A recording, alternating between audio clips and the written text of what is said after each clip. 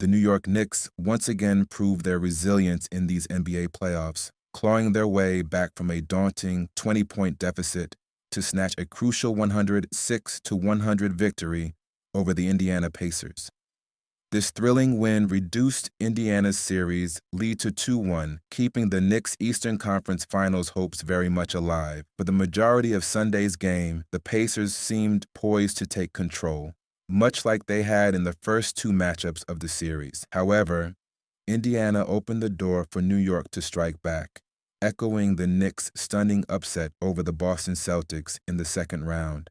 In that series, New York mounted incredible comebacks from 20-point deficits in games 1 and 2, en route to a hard-fought 6-game series win. On Sunday, the Knicks, led by the indomitable Karl-Anthony Towns, orchestrated a comeback that will be talked about for years to come.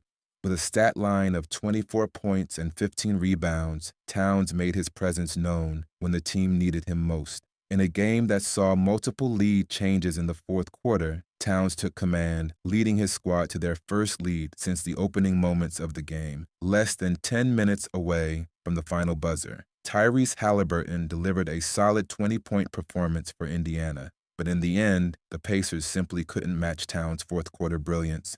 Karl-Anthony Towns' night was a tale of two halves.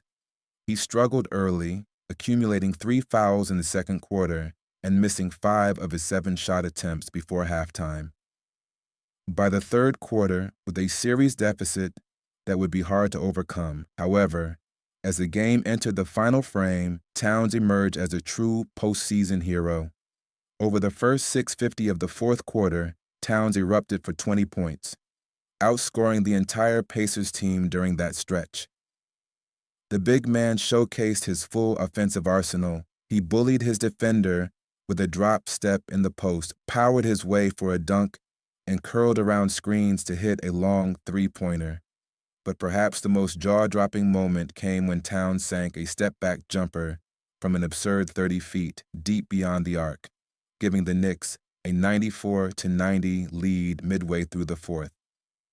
Towns' fearless play was a masterclass in clutch basketball. He scored from every spot on the floor, and the Knicks couldn't have asked for a more timely performance. Coach Tom Thibodeau, facing constant foul trouble from Jalen Brunson and Miles McBride, was forced to experiment with unconventional lineups. However, the road ahead isn't without its challenges. Towns must remain disciplined in avoiding unnecessary fouls, something that has hindered his playing time in the past. He also has to steer clear of the quiet stretches that occasionally plague his game. Perhaps most concerning was a noticeable limp near the game's conclusion, though nothing definitive was revealed. Adding to Indiana's woes was the underperformance of the bench. T.J. McConnell, Benedict Mathurin, and Ben Shepherd all had lackluster second halves, failing to provide the scoring and defensive contributions that had helped the Pacers sustain leads earlier in the series.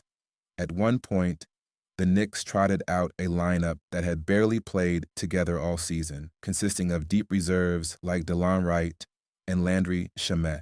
That very group outperformed Indiana's mainstays, highlighting the sharp contrast in bench productivity. Despite a valiant effort, the Pacers could not replicate the magic of their Game 1 comeback. Towns' fourth-quarter explosion, 20 points, was equal to the entire Pacers team's output in the same frame, and it was clear that Indiana's stars couldn't match his dominance.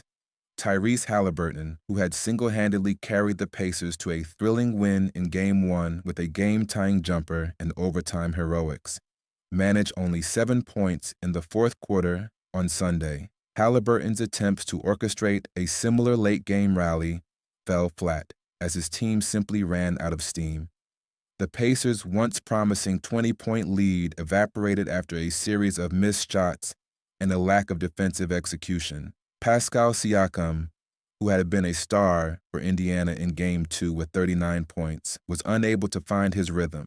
He finished Game 3 with just 17 points on 7 for 14 shooting and was a game-worst -21 in his 35 minutes on the floor.